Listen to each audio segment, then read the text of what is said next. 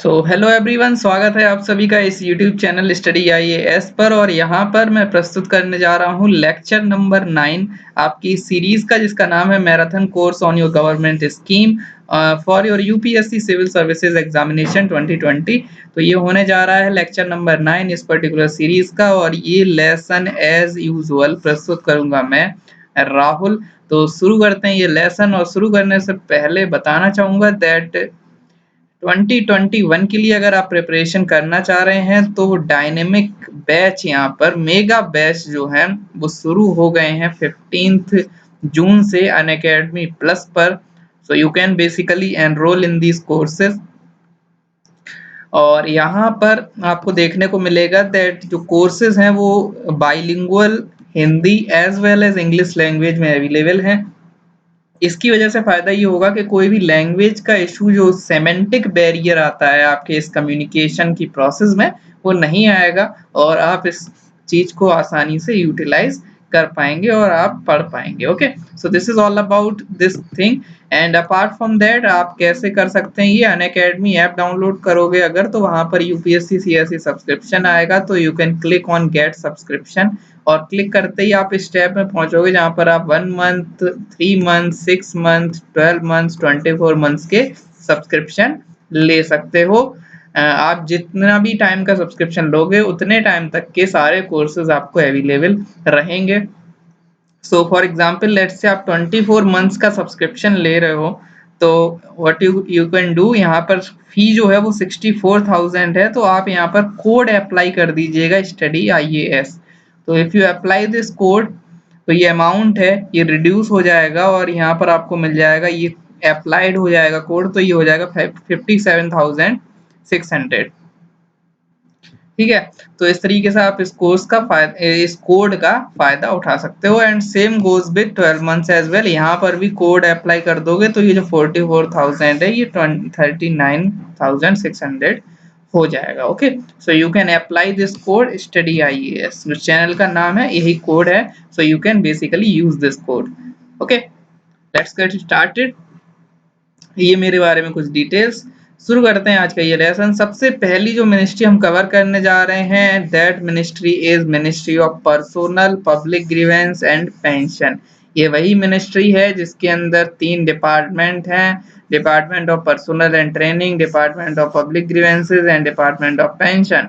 और ये जो department of personnel and training है उसे ही डीओपीटी बोलते हैं, और आईएएस के यूपीएससी जो है वो नाम रिकमेंड करके फाइनल सिलेक्शन इसी डीओपीटी को भेज देता है, और यहीं से आपकी ट्रेनिंग वगैरह का काम यहाँ पे आप डीओपीटी के अंदर पहुंच जाते हैं, इसके अंडर हो जाते हैं।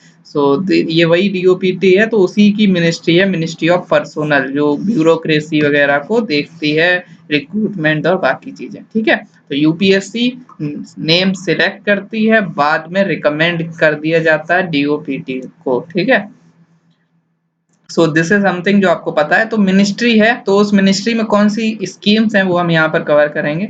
सो first of all we have commit. Commit का मतलब है comprehensive online modified module on induction training. ठीक है, इंडक्शन ट्रेनिंग बेसिकली ट्रेनिंग होती है ब्यूरोक्रेसी में। ठीक है, आईएएस बन जाते हो तो ट्रेनिंग होती है। ट्रेनिंग ऐसे एक एंट्री लेवल पे ट्रेनिंग होती है, इंडक्शन बोलते हैं। फिर इन सर्विस ट्रेनिंग होती है, ऐसे ही on the job training, in service training. तो ऐसे 2-3 तरीके की ट्रेनिंग होती है। इंडक्शन ट्रेनिंग जब एंट्री होती है तब जो ट्रेनिंग होती है, तो कॉम्प्रिहेंसिव ऑनलाइन मॉडिफाइड मॉड्यूल और इंडक्शन ट्रेनिंग। इंडक्शन ट्रेनिंग का एक मतलब एक मॉडिफाई कर दिया गया है उसका जो मॉड्यूल था, जो ट्रेनिंग मॉड्यूल होता है, ट्रेनिंग मॉड्यूल को मॉडिफाई करते हुए ये कॉम्प्रिहेंसिव ऑनलाइन मॉडिफाइड मॉड्यूल बना दिया गया है इंडक्शन ट्रेनिंग का। ठीक है, तो इंडक्शन ट्रेनिंग की बात है, यानी पब्लिक सर्विस डिलीवरी मैकेनिज्म को इम्प्रूव किया जाएगा and provide citizen centric service administration through capacity building. तो ट्रेनिंग क्यों दी जाती है? ट्रेनिंग इसलिए दी जाती है दैट आपकी, जैसे फॉर एग्जांपल लबासना में ट्रेनिंग होती है लेट्स से आईएएस ऑफिसर्स की, तो ट्रेनिंग का मतलब ये होता है that what you are suppose to do in the future, you have to understand that thing. ठीक है, जो आप करने वाले हो उसके लिए आपको तैयार किया जाता है ट्रेनिंग के दौरान। तो यहाँ पर इसमें क्या क्या तैयारी दी जाएगी ट्रेनिंग में, यहाँ कहा जाएगा कि कैसे आप सर्विस डिलीवरी को सिटीजन सेंट्रिक तरीके से करें, ठीक है। जैसे फॉर एग्जांपल सेकंड एआरसी, आपको पता होगा सेकंड एआरसी की 12th रिपोर्ट जो है वो इसी टॉपिक पर बनी है, सिटीजन सेंट्रिसिटी पर, और वहाँ पे बहुत सारे प्रिंसिपल, बहुत सारी चीजें बताई गई हैं कैसे सिटीजन सेंट्रिसिटी लाई जाए, ठीक है। तो उसी तरीके से आप इसको कॉमेट को उसी में लिंक कर सकते हो। तो इसमें है क्या, सिंपली एक सप्लीमेंट किया जा रहा है एग्जिस्टिंग जो 12 डे इंडक्शन ट्रेनिंग प्रोग्राम है उसको सप्लीमेंट किया जा रहा है। इसके अलावा फॉर न्यूली रिक्रूटेड जो भी स्टेट गवर्नमेंट ऑफिशियल होते हैं तो उनमें जेनेरिक और डोमेन स्पेसिफिक कॉम्पिटेंसीज क्रिएट करने के लिए, क्योंकि ट्रेनिंग का मतलब ही ये होता है डेट कुछ क्रिएट किया जाएगा, कुछ पढ़ाया जाएगा, कुछ समझाया जाएगा, कुछ तैयारी कराई जाएगी। So that's why this is there. इसके अलावा developed by DOPT in collaboration with UNDP, this is important कि ये यूएनडीपी के साथ कोलैबोरेशन करके हम यहाँ पर बना रहे हैं, डीओपीटी ने ये बनाया हुआ है। Implemented through state administrative training institute, this is something जो है एक इम्प्लीमेंटेशन बॉडी में हमेशा हर स्लाइड में आपको इनकॉर्पोरेट करके बताता हूँ। So here also you have to remember this thing कि state administrative training institution ATIs एटीआईज हैं वो इसको इम्प्लीमेंट करने का काम करेंगे, और स्टेट ऑफिशियल्स के लिए ये कॉमेट है, ठीक है। तो ये चीज ध्यान रखना, state government official, recruit of state government official, ठीक है। So this is there. इसके अलावा वी हैव अनदर सिस्टम जो सीपी ग्राम है। ये सीपी ग्राम जो है ये क्या है, centralised public grievance redressal and monitoring system, ठीक है। तो ये सीपी ग्राम है ये पहले से बना हुआ है, एक सेंट्रलाइज्ड सिस्टम है, पब्लिक ग्रीवेंसेस रिड्रेसल का एक मॉनिटरिंग करने का सिस्टम है, ठीक है। जो भी पब्लिक ग्रीवेंसेस हैं, पब्लिक की जो भी दिक्कतें हैं, जो भी परेशानियां हैं, उनको रिड्रेस कर किया जाता है, तो उसको पूरे सिस्टम को मॉनिटर करने के लिए सिस्टम है, सेंट्रलाइज्ड है। तो ये submission of grievances by aggrieved citizen, तो यहाँ पे क्या होता है, जो सिटीजन है वो अपनी ग्रीवेंसेस को सबमिट कर सकते हैं। नोडल एजेंसी डीएआरपीजी है, यानी department of administrative reform and public grievances. मैंने पहले ही बता दिया था 3 डिपार्टमेंट हैं, department of personnel and training, department of public grievances and administrative reforms, और तीसरा है डिपार्टमेंट ऑफ पेंशन, ठीक है। So this is there. तो एडमिनिस्ट्रेटिव रिफॉर्म डारपीजी बोल सकते हैं इसको। तो ये नोडल एजेंसी है, और ये ग्रीवेंसेस को ना सिर्फ सबमिट करेगा, बाद में रिकॉर्ड भी करेगा। जैसे अमेजोन पे और फ्लिपकार्ट पे या किसी और साइट पे अगर आपने कुछ ऑर्डर किया है तो एक तो आप ऑर्डर भी प्लेस करते हैं, बाद में उसकी ट्रैकिंग भी होती रहती है, वहां पे दिखता रहता है ऑर्डर कहाँ आ गया है। उसी तरीके से किसी भी ग्रीवेंस को यहाँ पर मॉनिटर भी किया जाएगा, ओके, ग्रीवेंस को ट्रैक किया जाएगा, okay. So this is all about this particular platform. Now we have Ministry of petroleum and natural gas. तो ये हमारी अगली मिनिस्ट्री है, ministry of petroleum and natural gas. Full इसका पहली स्कीम है, इसके अंदर प्रधानमंत्री उज्ज्वला योजना, आपने सुनी होगी, 2016 में 21 मई को ये स्कीम जो है लॉन्च हुई थी। इतना एग्जैक्ट क्यों पता है, बिकॉज कुछ डेट याद रहती हैं, ओके। सो यहाँ पर आपको ये देखना है that target of scheme to provide 8 crore जो है डिपॉजिट फ्री एलपीजी कनेक्शन। तो बेसिकली आपको पता होगा उज्ज्वला योजना में सिलेंडर वगैरह बांटे जाते हैं, तो एलपीजी कनेक्शन देने की बात है to women from BPL household. कौन से household, BPL household has been achieve. तो 8 करोड़ का टारगेट है, ये बेसिकली ऑब्जेक्टिव है, तो ये अचीव हो चुका है ऑब्जेक्टिव 8 करोड़ का। पहले ये टारगेट 5 करोड़ था, फिर ज्यादा बटे तो 8 करोड़ कर दिया, लेकिन 5-8 सब हो गया क्रॉस, ठीक है। So this is there. इसके अलावा यहाँ पे बेनिफिशियरीज कौन होंगे, बिलो पॉवर्टी लाइन फैमिली जो है, और district BPL list prepared by the state government, इस बेसिस पर होगा ये, ठीक है। तो ये ध्यान रखना, जैसे हमने अलग अलग पढ़े हुए हैं बेनिफिशियरी, जैसे अंत्योदय अन्न योजना में पुअरेस्ट ऑफ द पुअर थे, फिर और भी स्कीम पड़ी हुई हैं, जैसे आयुष्मान भारत में सोशियो इकोनॉमिक कास्ट सेंसस का डेटा लिया जा रहा था, ठीक है। तो ऐसे ऐसे आपको याद रखना है, प्रधानमंत्री आवास योजना में क्या बेनिफिशियरी थे और बाकी जगह क्या बेनिफिशियरीज है, तो वो यू हैव टू रिमेम्बर। इसके अलावा ये बूस्ट करेगा मेक इन इंडिया को भी, क्योंकि अगर सिलेंडर दिए जा रहे हैं तो सिलेंडर बनाने की प्रोसेस वगैरह, और जो भी स्टोव बनता है, जो भी चीजें उसमें रिलेटेड होती हैं, जो उसका पाइप होता है, जो उसका और भी जो भी उसमें कंपोनेंट्स होते हैं, तो वो सारे बूस्ट करेंगे मेक इन इंडिया को भी, मैन्युफैक्चरिंग वगैरह यहाँ पर होगी उसकी, ठीक है। So this is all about प्रधानमंत्री उज्ज्वला योजना, ठीक है। काफी, और आपका मेंस का एनालिसिस में इसमें बहुत कुछ बन सकता है कि पॉल्यूशन वगैरह का एनालिसिस, इसके अलावा वीमेन एम्पावरमेंट का एनालिसिस, क्या प्रॉब्लम है, क्या सॉल्यूशन है। So that thing is not important for prelims examination, तो अपने आप को हम यहीं पर रेस्ट्रिक्ट करेंगे। देन वी है प्रधानमंत्री उज्ज्वला योजना। प्रधानमंत्री उज्ज्वला योजना मतलब चल रही है, इसी में अभी रिसेंटली करंट अफेयर में क्या हुआ है, एक्सपेंशन हुआ है, all the poor households of the country who will identify themselves as a poor through self declaration. तो सभी को ये योजना का यहाँ पर लाभ मिलेगा, सभी जो भी हाउस होल्ड्स हैं, all the poor house hold, सभी पुअर हाउस होल्ड को जो भी सेल्फ डिक्लेरेशन, अभी क्या था कि यहाँ पे डिस्ट्रिक्ट बीपीएल लिस्ट वालों को हुआ था, तो वो चीज यहाँ बदली जा रही है, एक्सपेंड किया जा रहा है इसको। और इसके अलावा फाइनेंशियल सपोर्ट दिया जाएगा 1600 फॉर ईच एलपीजी कनेक्शन, ये दिया जाता है इस पर्टिकुलर स्कीम के अंतर्गत, ठीक है।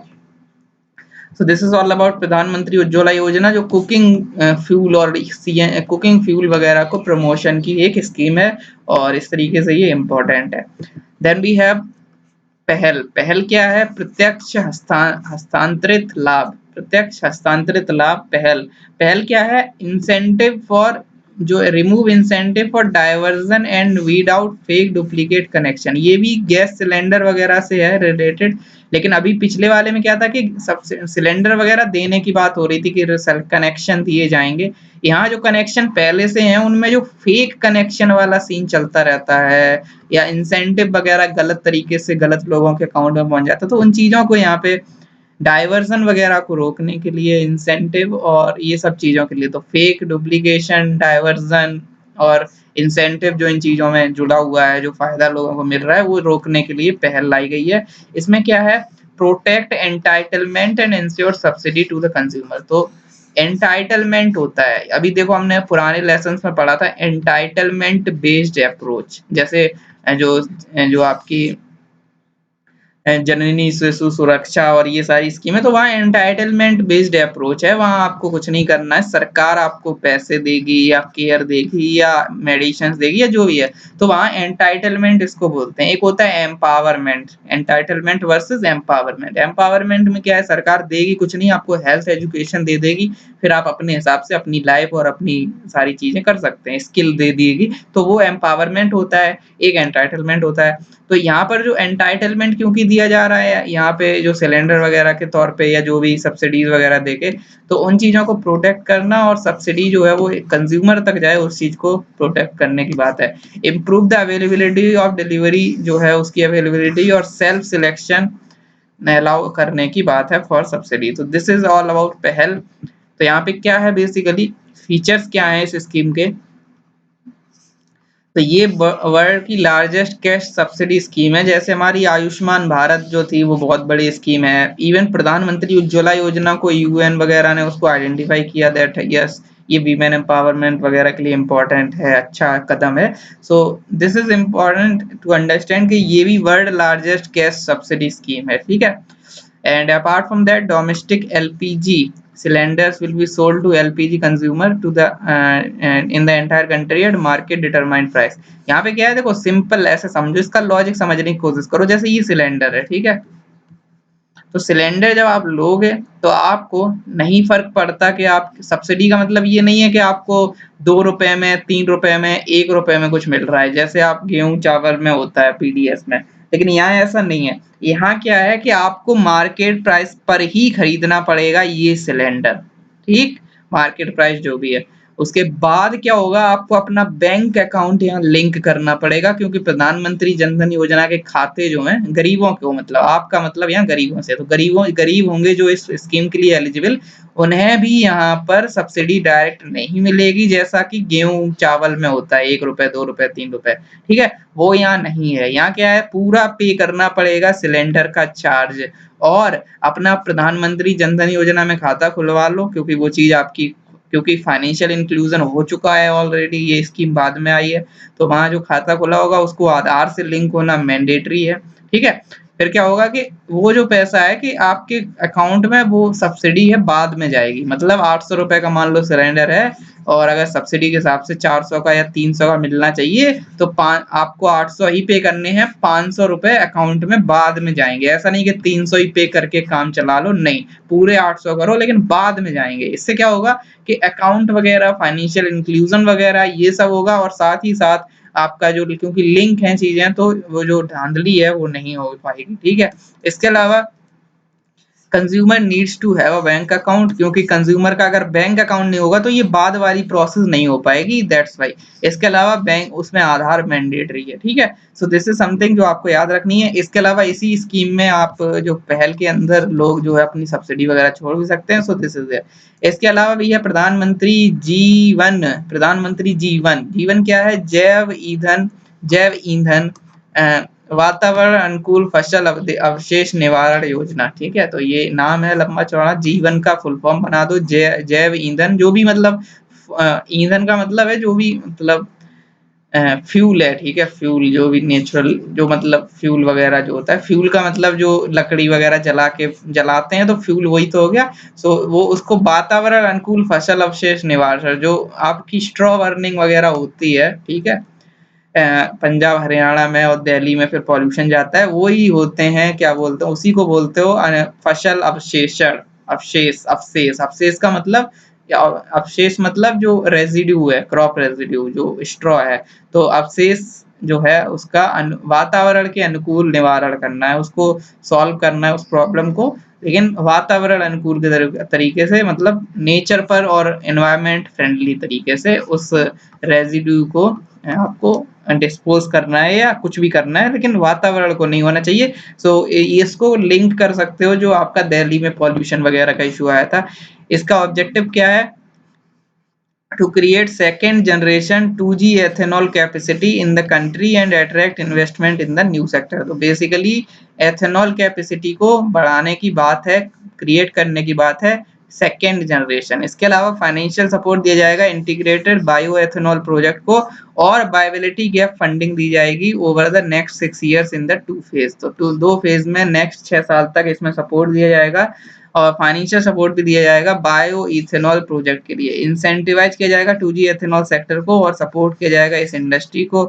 इम्प्लीमेंटेशन का काम centre for higher technology, this is important कि सेंटर फॉर हाई टेक्नोलॉजी एक बॉडी है जो यहाँ पर इम्प्लीमेंटेशन का काम कर रही है, और इथेनॉल जो है वो mandatory oil to market company OMC, ये जो इथेनॉल है यहाँ जाएगा, और ये एथेनॉल ब्लेंडिंग प्रोग्राम में यूटिलाइज भी होगा, तो उसकी वजह से एक दूसरा फायदा भी यहाँ आ जाएगा, क्योंकि एथेनॉल ब्लेंडिंग प्रोग्राम से लिंक किया जा रहा है।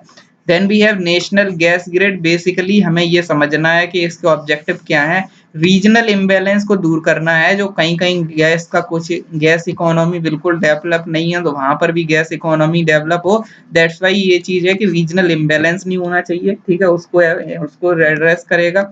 इसके अलावा गैस सोर्सेज को मेजर डिमांड सेंटर के साथ जोड़ा जाएगा, क्योंकि ग्रिड है, ग्रिड का मतलब है कि अगर यहाँ कोई चीज है तो उसको दूसरी जगह जोड़ना है, और इससे इम्बैलेंस भी इसी से खत्म होगा, क्योंकि जहाँ कुछ है नहीं वहां जोड़ दिया जाएगा तो वहां पे भी पहुंच जाएगा, तो इम्बैलेंस खत्म हो जाएगा।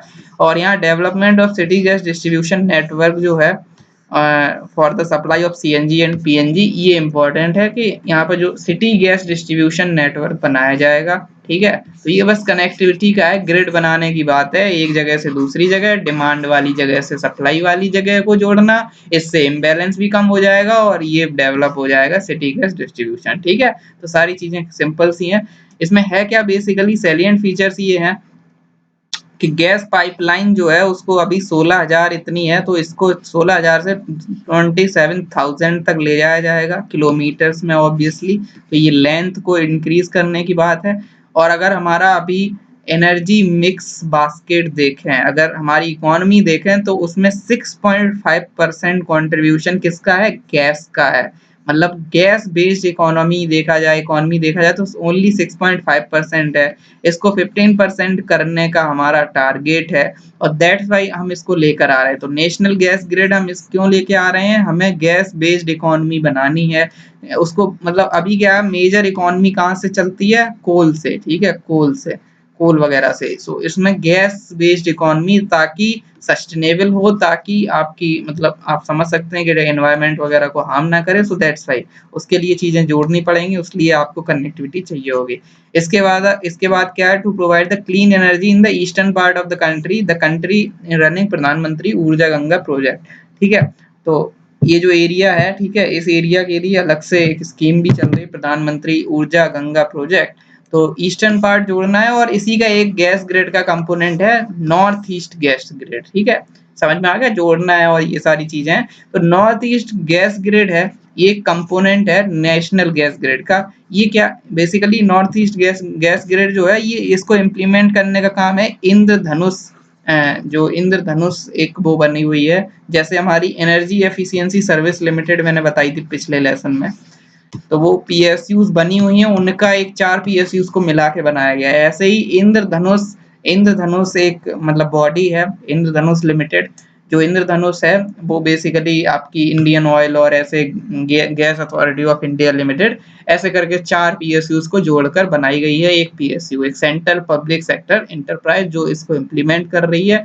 और वहां पर भी टारगेट है कि ऐसे ही गैस ग्रिड करके सेम कनेक्टिविटी वगैरह प्रोवाइड करके और बाकी सारा डेवलपमेंट करना है। ठीक है, so this is all about national gas grid. Then we have city gas distribution network, CGD network. इसका काम क्या है, to promote the usages of environment friendly clean fuel. ठीक है, सिंपल है। सिटी गैस अभी हमने देखा था कि जो नेशनल गैस ग्रिड है उसमें भी यही किया जा रहा है। तो सीजीडी नेटवर्क जो है developed based on the availability of trunk gas pipeline connectivity. तो नाम से ही क्लियर हो गया, इसमें कुछ ऐसा नहीं है, बस आपको पता रखना है कि ये किस मिनिस्ट्री के अंडर में आता है, city gas distribution. Then we have ministry of power. Ministry of power जो है, यहाँ पे आपका सबसे पहले है उज्ज्वल डिस्कॉम एश्योरेंस योजना उदय।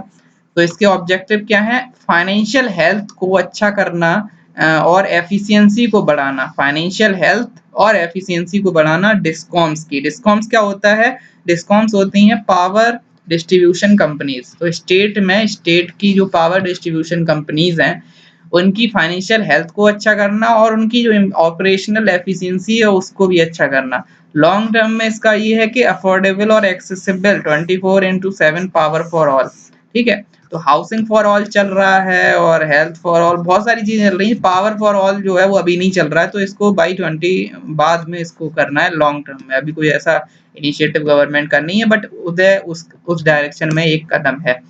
इसमें क्या है, financial turn around and revival package यहाँ पे दिया जाएगा डिस्कॉम्स को फायदा करने के लिए, क्योंकि डिस्कॉम जो है वो बहुत ज्यादा, उनका एक तरीके से डेट जो है वो बहुत ज्यादा है। तो उनको सपोर्ट करने के लिए उदय में उदय बॉन्ड है, अभी हम देखेंगे उदय बॉन्ड क्या है। स्टेट जो है वो 75% सपोर्ट करेगी और डिस्कॉम के पास 24% का यहाँ पर रहेगा। और in long term affordable and accessible 24/7 powerful जो है वो टारगेट है। Okay, and apart from that we have national LED programme. National LED programme ये क्या है, इसके दो कंपोनेंट है नेशनल एलईडी प्रोग्राम के। पहला है उजाला और दूसरा है स्ट्रीट लाइटनिंग नेशनल प्रोग्राम। ठीक है, तो उजाला क्या है, Unnat Jyoti by affordable LED for all. ठीक है, तो मैंने अभी एनर्जी एफिशिएंसी सर्विस लिमिटेड की जब हम बात कर रहे थे पुराने एक लेसन में ये टॉपिक आया था, तो मैंने बताया था कि उजाला आगे आएगा। तो उजाला अब आ गया है। उजाला क्या है, Unnat Jyoti by affordable LED for all. इसमें क्या है, बेसिकली आपको एलईडी बल्ब के प्रमोशन की ये स्कीम है। पहले बचत लैंप योजना थी, जिसका नाम बदल के, जिसको चेंज करके रिस्ट्रक्चर करके डेल्प कर दिया गया, यानी domestic efficient lightning programme provided LED bulb. ठीक है, तो ये वही एलईडी है, इसी का एलईडी वाली बल्ब वाली स्कीम का नाम अब उजाला हो गया, उजाला। ठीक है, उजाला उसका फुल फॉर्म भी बना हुआ है, Unnat Jyoti by affordable LED for all. और इसका implementation energy efficiency service limited करेगी। कल के वीडियो में मैंने पूछा था कि कमेंट सेक्शन में बताओगे कि ईईएसएल में कौन सी 4 पीएसयूज हैं, तो वो चीज यहाँ पर भी लागू होगी। तो आप वो वाला वीडियो जरूर देखिएगा जिसमें मैंने कल बात की थी बाकी मिनिस्ट्री में ईईएसएल की। इसके अलावा स्ट्रीट लाइटनिंग क्या है, इसमें भी सेम है, जैसे यहाँ बल्ब हाउस होल्ड को दिए जा रहे हैं, यहाँ पे क्या होगा कि स्ट्रीट की जो लाइटनिंग है उसको सोलराइज किया जाएगा, रिप्लेस किया जाएगा सोलर लाइट से। क्योंकि स्ट्रीट में ऐसा तो होता है, धूप रहती है दिन भर, सो समथिंग सॉर्ट ऑफ वो आप समझ सकते हो। और इसको भी implement energy efficiency service limited करेगा। ठीक है, देन भी है प्रधानमंत्री सहज बिजली हर घर योजना, जो है सौभाग्य। तो सौभाग्य क्या है? To provide last mile connectivity and electricity connection. तो हाउस होल्ड को last mile connectivity rural as well as urban areas में, ठीक है। Implementation rural electrification corporation limited जो है वो यहाँ पे करेगी। फंडिंग पैटर्न जो है वो ऐसा है कि सेंटर का 60% है, बैंक का 30% है और स्टेट का 10% है। This is the unique kind of funding pattern of सौभाग्य। बाकी जैसा नहीं है कि बैंक भी यहाँ इम्पोर्टेंट, आप याद रखिएगा। इसके अलावा फ्री इलेक्ट्रिसिटी दी जाएगी हाउस होल्ड को जहां पर one deprivation under socio economic caste census, ठीक है। अब देखो आयुष्मान भारत में भी यही था, यही वाला कास्ट सेंसस था, लेकिन याद रखना जो हमारा पुराना जो हमने उज्ज्वला योजना थी वहां ये नहीं था, वहां सिंपली बीपीएल फैमिली देखी जा रही थी। तो ये सारे पैरामीटर्स के तौर पे याद रख सकते हो। यहाँ पे 5 एलईडी लाइट दी जाएंगी, एक डीसी फैन दिया जाएगा, एक डीसी पावर प्लग रिपेयर दिया जाएगा, पावर प्लग, और रिपेयर और मेंटेनेंस की सुविधा रहेगी फॉर 5 इयर्स, ठीक है। तो ये सारी इसमें बेनिफिट्स हैं। और एक अभी रिसेंटली इसमें एक इनिशिएटिव लाया गया कि जो स्टेट सबसे पहले इलेक्ट्रिफिकेशन कर देगी उसको 100 करोड़ रुपए का अवार्ड दिया जाएगा, और जो डिस्कॉम यहाँ पे सबसे पहले करेंगी उनके एम्प्लॉयज को कलेक्टिवली 50 लाख का प्राइज दिया जाएगा, उसको बांट लें फिर वो आपस में। तो इस तरीके से इंसेंटिवाइज भी किया जा रहा है ताकि जल्द से जल्द स्कीम का जो है इम्प्लीमेंटेशन हो पाए। देन वी हैव साथी, ठीक है, फुल फॉर्म आप पढ़ सकते हैं, साथी है ये स्कीम, ठीक है। To increase the efficiency of small medium power loom units through energy and cost saving, ठीक है। तो पावर लूम जो है स्मॉल एंड मीडियम, उन पावर लूम यूनिट्स की एनर्जी और कॉस्ट सेविंग की हेल्प से एफिशिएंसी बढ़ाने की बात है। और ये मिनिस्ट्री ऑफ पावर और मिनिस्ट्री ऑफ टेक्सटाइल की इनिशिएटिव है। पावर तो क्योंकि यहाँ पे मतलब एफिशिएंसी वगैरह, और क्योंकि पावर से रिलेटेड है, और टेक्सटाइल क्योंकि पावर लूम आ गया इसलिए, और पावर लूम खुद में पावर यूटिलाइज करेगा तो साथ ही, ठीक है। इसमें थोड़ा सा ये चीज ध्यान रखना कि जैसे मैं लिंक करता हूँ चीजों को तो आप यहाँ याद रखिएगा, एक SATH है साथी, SATHI वाली साथी, वो क्या है? वो एनालिटिकल हेल्प है, transfer analytical platform for health initiative, ठीक है।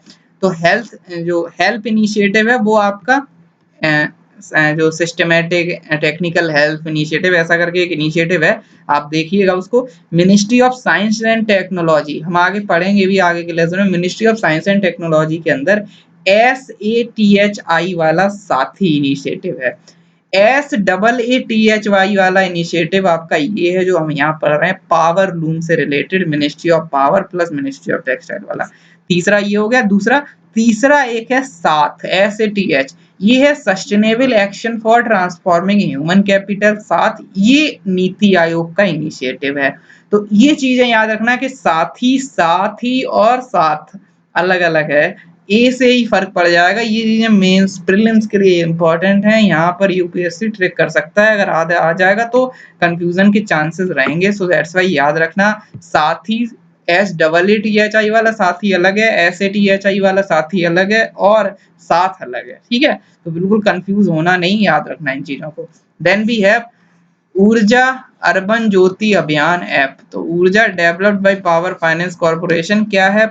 जो कंज्यूमर कनेक्ट करना with respect to urban power discom है, by providing information of IT neighbour town और इंपॉर्टेंट पैरामीटर, ठीक है।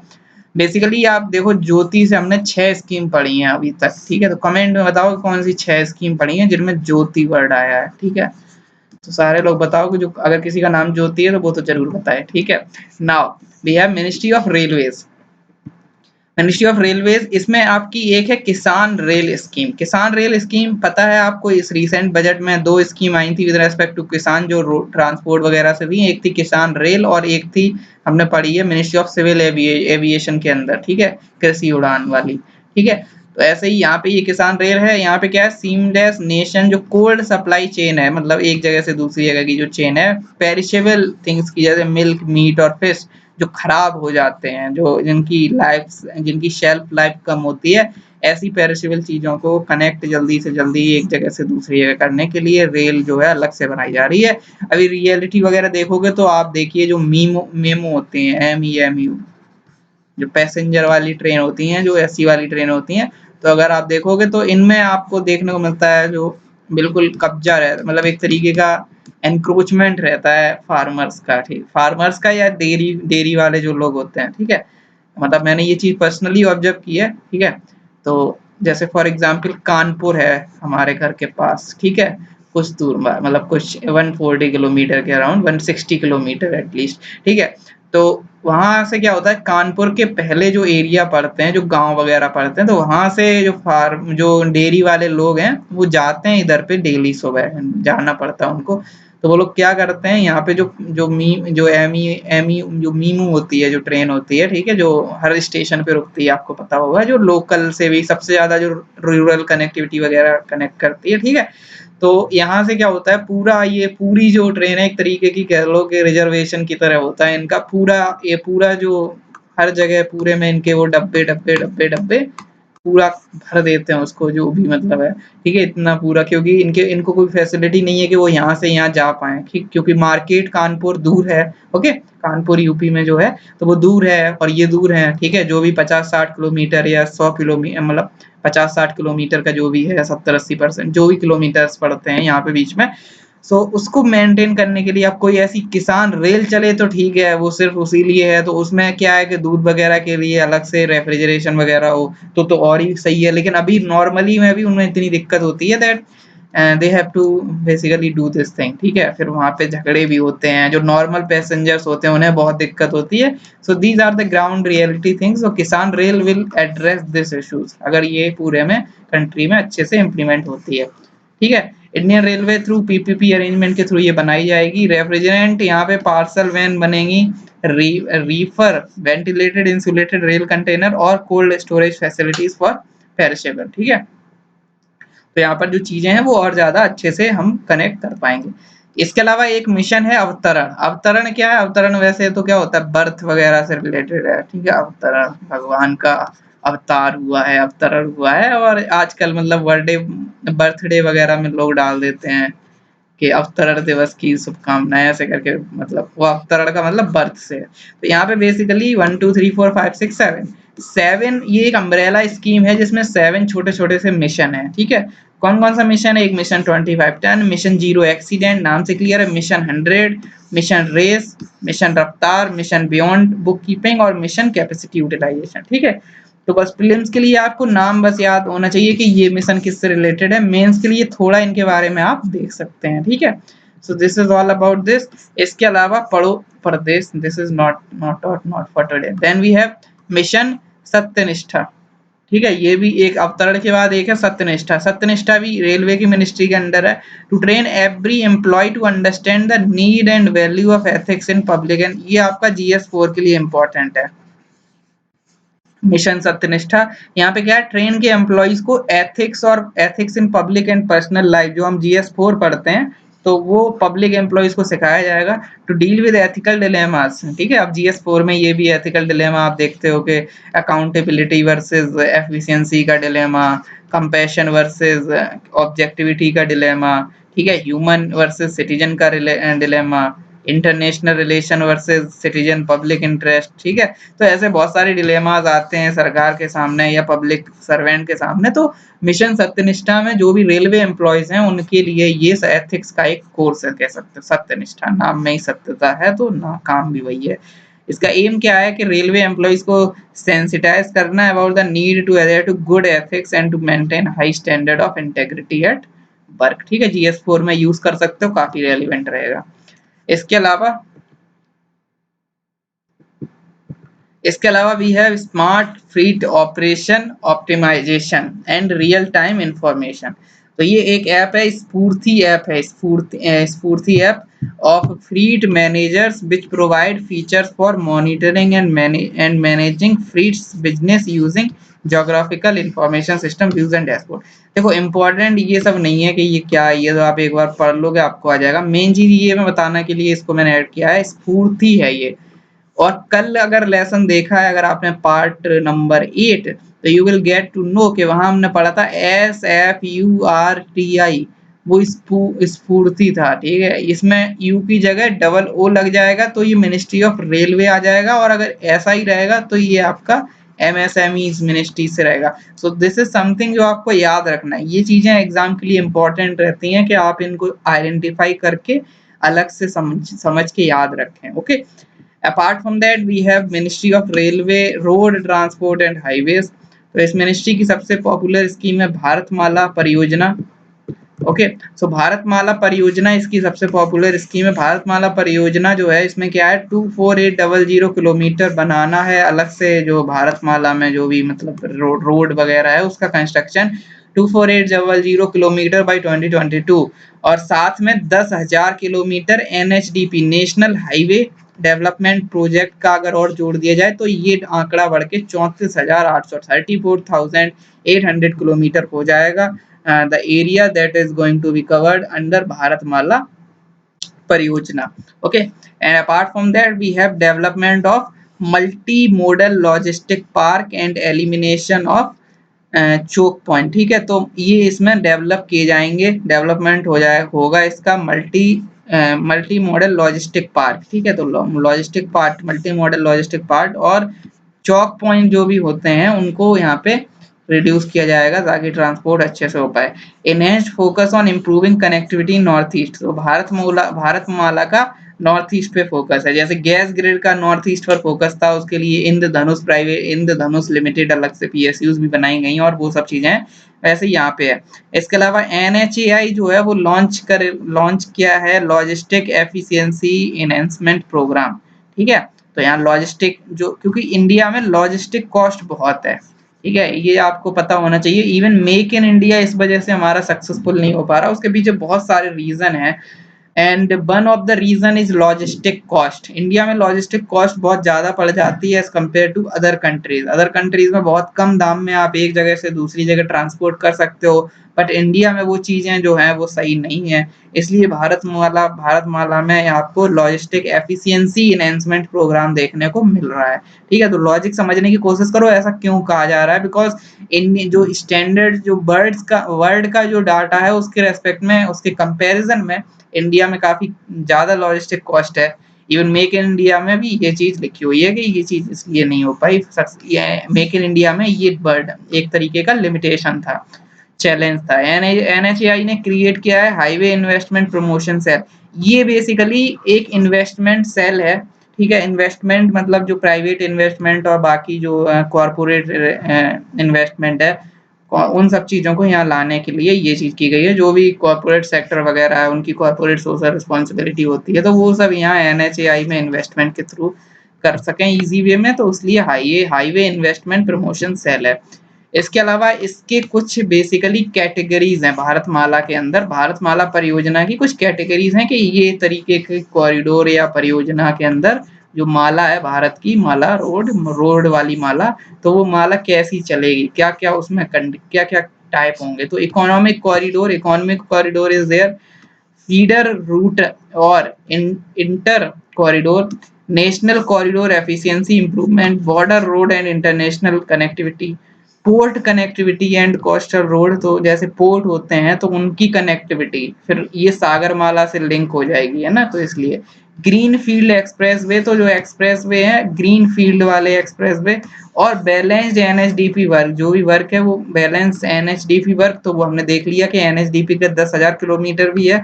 और बाकी आपको नाम से क्लियर हो रहा है इकोनॉमिक कॉरिडोर, फीडर रूट और inter corridor, national corridor efficiency improvement, तो जो भी उसकी इम्प्रूवमेंट करने की एफिशिएंसी, और बॉर्डर रोड की भी बात है, बॉर्डर पोर्ट, तो आप अलग अलग कह सकते हो कि पूरी जो माला बनेगी उसके माला के अलग अलग कंपोनेंट हैं ये। ठीक है, so this is all about Bharatmala परियोजना। तो आज हमने ये सारी स्कीम्स यहाँ पे कवर की हैं। अगले आने वाले लेसन में हम और स्कीम्स कवर करेंगे। सो एक दो लेसन और बचेंगे और वहां पर आपका ये कोर्स जो है ये कंप्लीट हो जाएगा with respect to this current affairs of, you can say, government scheme. Okay, this is it for the day. Thank you so much and have a nice day. Bye bye and take care.